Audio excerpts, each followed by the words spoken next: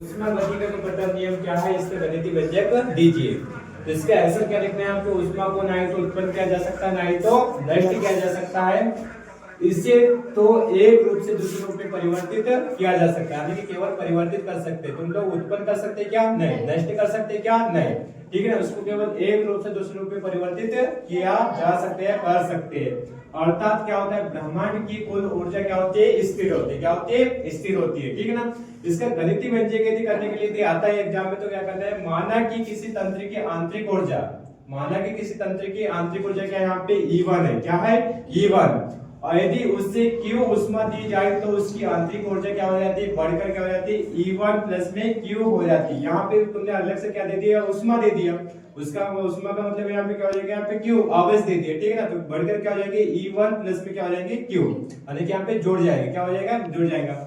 यदि तंत्र पर W कार्य किया जाता है, यानी कि वर्ग, W का मतलब वर्ग किया जाए, तो तंत्र की अंतिम आंतरिक ऊर्जा क्या हो जाती है, बढ़कर क्या हो जाती है, E2 हो जाती है। क्या हो जाती है, E2 के बराबर हो जाएंगी।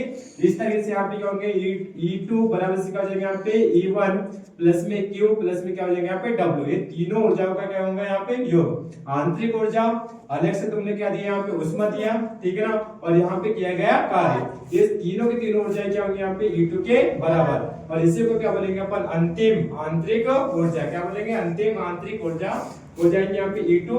और इसका समीकरण बनेगा यहाँ पे E2 बराबर से क्या हो जाएगा, E1 प्लस में Q प्लस में क्या होगा, W। यहाँ पे E2 क्या है, यहाँ पे अंतिम आंतरिक ऊर्जा। E1 क्या है, यहाँ पे आंतरिक ऊर्जा। ठीक है ना, किस तंत्र की आंतरिक ऊर्जा।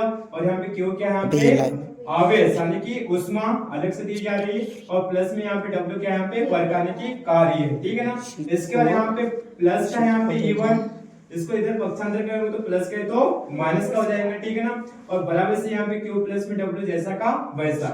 हमको पता है यहाँ पे अंतर है, क्या है, अंतर, यानी कि इसमें कोई परिवर्तन हो, इसमें आंतरिक ऊर्जा में। तो आंतरिक ऊर्जा में परिवर्तन को किस तरह दर्शाएंगे अपन, डेल E बराबर से Q प्लस में W। ये तो जैसा का वैसा रहेगा, लेकिन इसमें परिवर्तन कर देते हैं। इसका मतलब होता है E2 माइनस का E1 बराबर से क्या हो जाएगा, यहाँ पे डेल E। इस तरीके से क्या होता है, परिवर्तन।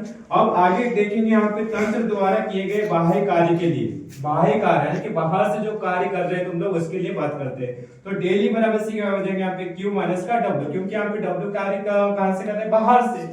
ठीक है ना, बाहर से क्या कर रहे हैं, यहाँ पे उसके ऊपर फोर्स लगा रहे हैं, तो W कार्य कर रहा है, तो यहाँ पे क्या हो जाएगा, माइनस। क्या होगा, माइनस।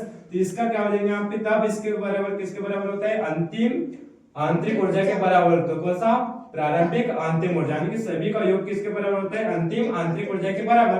तो यहाँ पे डेल E बराबर से क्या लिख सकते हैं अपन, Q माइनस का W, और इसको E2 बराबर से क्या लिख सकते हैं अपन, E1। और इसको यदि ऐसा लिखेंगे यहाँ पर E2 बराबर से क्या होगा, E1, और इसको यदि पक्षांतर करता हूं इधर, ठीक है ना, तो प्लस का तो माइनस का, तो यहाँ पे E2 माइनस का क्या हो जाएगा, E1 बराबर से क्या होगा, 0।